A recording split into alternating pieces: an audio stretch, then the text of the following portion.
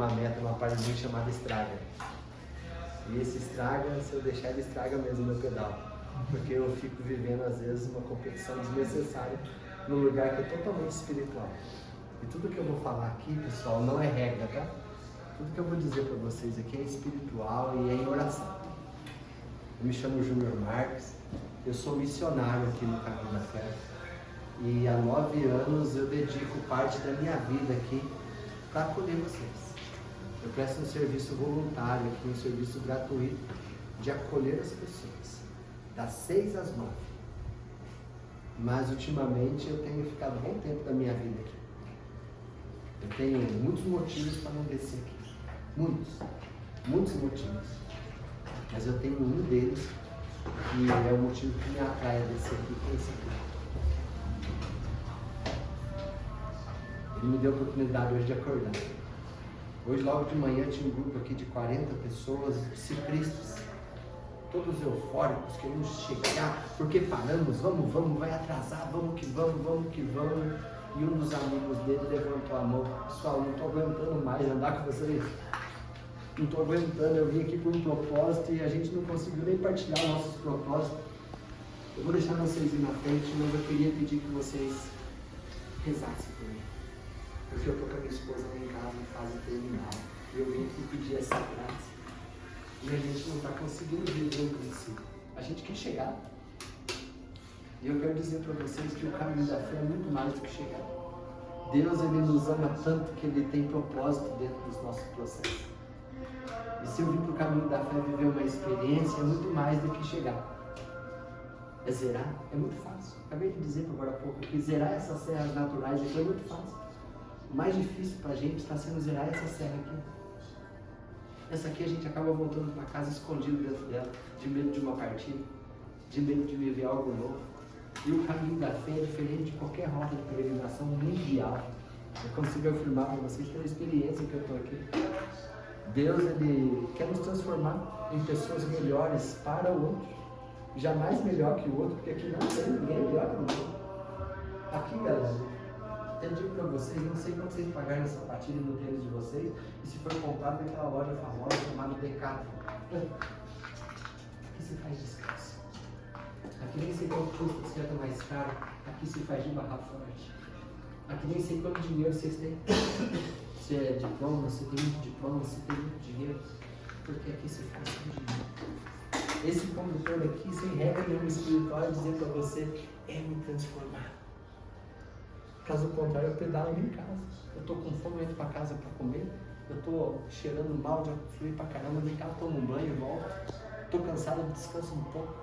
Mas Deus, Ele nos atrai para o caminho da fé para viver algo novo. Por mais que você venha aqui para te superar, para falar para todo mundo daqui a pouco, eu zerei todas. Existe um propósito de Deus nisso. E às vezes eu acabo voltando para casa sem saber qual é o propósito de Deus na minha vida. Porque eu vim zerar.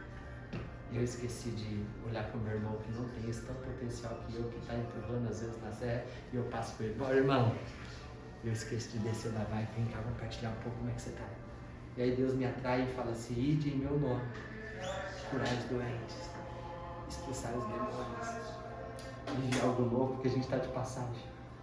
O meu diretor espiritual dizia para mim que eu precisava passar na vida das pessoas, em todas, deixar marcas, mas que essas marcas fossem marcas boas, que jamais esqueceriam. E eu tenho vivido essa experiência aqui de marcar as pessoas com as palavras, porque Deus me deu esse dom. Mas é muito difícil, porque eu tenho esse dom, mas viver depois do que eu falo aqui está muito difícil, porque falar bonito, até papagaio, se me treinar, ele fala. Como é a minha vivência depois disso aqui com os meus. É o que eu digo para você: a gente vem para cá às vezes para o caminho da fé, chega numa pousada, a gente fala: obrigado, por favor, boa noite, bom dia, posso, não posso, a gente trata de uma beleza. Aí eu volto para casa no meu relacionamento, no meu trabalho, com os meus filhos, eu vivo totalmente diferente disso que eu vivi aqui. Então o caminho da fé é aquela bagagem que Deus traz para a gente colocar na nossa mochila espiritual e levar lá para casa. Porque se eu trato a Dona Maria no suco de morango lá do navio do suco de Pará, tratando ela bem pra caramba, sorrindo, isso, aquilo, aquela simplicidade toda, como é que eu volto para minha casa? Porque se eu trato lá bem, eu preciso tratar lá em casa bem também. Porque senão eu visto uma armadura chamada peregrino. Quando eu venho para cá, eu sou super educado, sou um bom amigo, um bom pai. Mas quando eu volto para casa, eu não estou vivendo isso em casa. Então o caminho da fé é um reaprender o que a gente já sabe. A gente já sabe. Mas só que a gente vem para cá, a gente parece que esqueceu lá de casa. Não. Todo o processo é transformado aqui para levar para casa.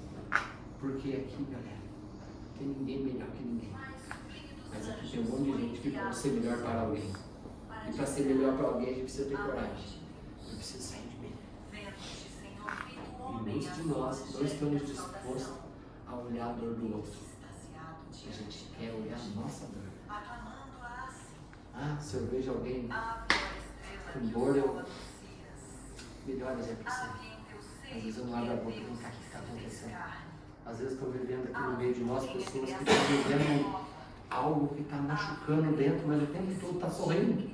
Porque se eu falo que eu estou passando por isso, eu passo vergonha, eu tenho que ser forte o tempo todo, porque eu sou homem, uau! E daí? Homem também chora, homem também sente. E o bom homem, o bom cristão é aquele que olha para o outro e fala, vem cá, pode falar, encosta aqui. Porque é viver, é vivência, é tentando te passar. E muitos não conseguem sair de si. Vem do caminho da fé, esquece de sair de si e vem para cá e esquece que é do lado de fora. Algumas situações fica preso na aprovação dos outros. Ah, se eu descer da bicicleta, o que eles vão pensar de mim? Que eu sou forte? Eu falei que eu ia zerar tudo, eu vou descer agora? Eu me mato.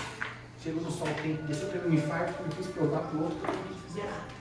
Depois o caminho da fé na parte espiritual, zerar é que é secundário, é terciário ou quaternário. Zerou, chegou, não zerou, chegou do mesmo jeito. Chegou primeiro, chegou daqui a pouco, chegou do mesmo jeito. Porque o mais importante não é chegar, é trabalhar como é que eu vou voltar para casa. Não é como eu vou chegar, é como eu vou voltar para casa, mas assim, irmãos, bagagem para chegar, não deu, está tudo bem. Vocês vão chegar na casa de Nossa Senhora com uma bagagem maravilhosa, por quê? Foram fracos. E aqui é para fraco mesmo. Porque quando eu estou fraco é que eu me sinto forte. Porque eu sou dependente de Deus. Olha que lindo. E quando eu acho que eu sou forte pra caramba, não dá certo. Não sei da outras vezes que vocês vieram aqui, eu contei daquele cara que veio achando que ele era um super-herói, que eu contei pra vocês. Eu estava aqui de manhãzinha e o guia ligou na cidade, eu tô com 15 ciclistas aí, você acolhe eles pra mim? Eu falei, acolho. Você vai demorar? Vou, porque eu tenho que comprar gelo, o pessoal trouxe muita mala, não sei se é o caso de vocês, trouxe as malonas aí, sabe? Tem que arrumar a bagagem, mas eu vou demorar, sabe? Eles viram acolho. E eu ali na estrada, porque era na estrada, era 15, logo apareceu um ali, o cara veio pedalando assim. Quando eu olhei a bicicleta dele, eu falei assim, uau, que bicicletona! Eu nunca tinha visto uma bicicleta tão bonita daquela na minha vida. E eu comecei a voltar na minha infância. Porque quando eu era criança, meu pai não tinha dinheiro para dar bicicleta. Meu primo de São Paulo tinha bicicleta. E ele vinha passar férias aqui com a bicicleta dele. E eu combinava com ele que ele deixava andar, ele não deixava não. Mas se eu quisesse empurrar ele nos morros, ele deixava. Então eu não tinha nem o topo do dedo mais. Mas que delícia ter colocado a mão na bicicleta dele. Então ele vinha pra cá, eu não via a hora dele vir pra cá com a bicicleta dele pra me empurrar ele nesses morros tudo aí da cidade. Era tudo terra ainda. Eu tenho 49 anos, então é muito tempo. Ele vinha com aqueles skates grandões, ele também não deixava eu andar. Meu pai não tinha condição. Eu empurrava ele na praça, sabe? Ficava muito tonto, mas que alegria que era de estar ficando a mão na bicicletinha dele, no skate, na bicicleta dele. E eu comecei a ver aquela bicicleta, comecei a me emocionar. Eu comecei a chorar, por dentro e por fora. Ele foi vindo, eu chorando.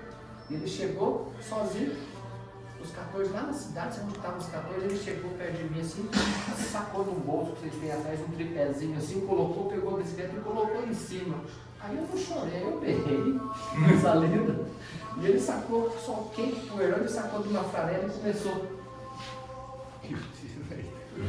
Bicicleta e eu chorando mesmo, eu tava chorando. Ele olhou pra mim assim, você gostou? Eu falei assim, cara, que lindo a tua bicicleta. Mas eu vou te contar uma coisa, quando eu era criança eu não tinha essa condição. E contei pra ele a minha história. Ele falou pra mim assim, não, eu tô com 14 aí, a minha bicicleta é a mais cara de todas. Falou pra mim. Eu falei assim, que legal, e comecei a chorar mesmo, sabe? E aí o pessoal começou a chegar, começou a jogar bicicleta nessa estrada aqui, ó. Ficou 14 bicicletas espalhadas no chão e a dele aqui, ó, no tripé. Ele aqui. E a gente fez a roda, rezamos, falando. E chegou na hora da oração, eu olhei para baixo, estava vindo um senhor.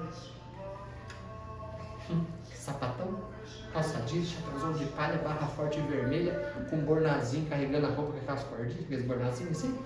Eu pensei, vamos esperar aquele senhor, acho que ele está sozinho, vai parar para rezar conosco aqui. E é barra forte, não é disco a freio, né, gente? É borracha, a gente chegou e parou assim, arrancou o chapéuzinho e falou assim, ô pessoal, onde vocês estão indo? O franelinho, que estava aqui imponente com a franelinha, falou assim, a gente está indo para Luminosa, mas a gente vai zerar o caçador, você não quer ir conosco não? Tipo isso, uma fala de sátira, de gozação. Esse senhor colocou o chapéuzinho na cabeça, toda a bicicletinha barra fora, ele falou assim, a gente se encontra lá. E ele foi embora. E eu terminei, a gente tirou foto, carimbaram, e os 14 começou a pegar a sua bicicleta e ó, ia embora. Só que chegou na hora dele, ele foi desmontar todo o apretexto dele, desmonta aqui. Quando ele, 5 minutos depois de desmontar tudo, ele subiu na bicicletinha, não cripou. Subiu do outro lado, não cripou. Subiu, não cripou, tirou a sapatilha, apertou ali, foi no pedal, apertou, cripou. 5, 6 minutos depois, o pessoal já estava lá no bairro. As bicicletas mais baratas já estavam lá no bairro e estava com a cara ali. Ele montou na bicicleta e fez assim. Quando ele virou, deu 2 pedalas, eu escutei. Taf! Que barulho. Ele pegou o negócio no chão assim, veio até mim e falou assim, meu amigo, você não consegue o telefone de alguém que possa me dar um socorro? O que aconteceu? Quebrou meu pé de vela. Se uma hora dessa eu não vou conseguir, mas eu vou ligar lá. Porque vai que, né? Parecia que o dono da secretaria estava me esperando para ligar. Eu liguei.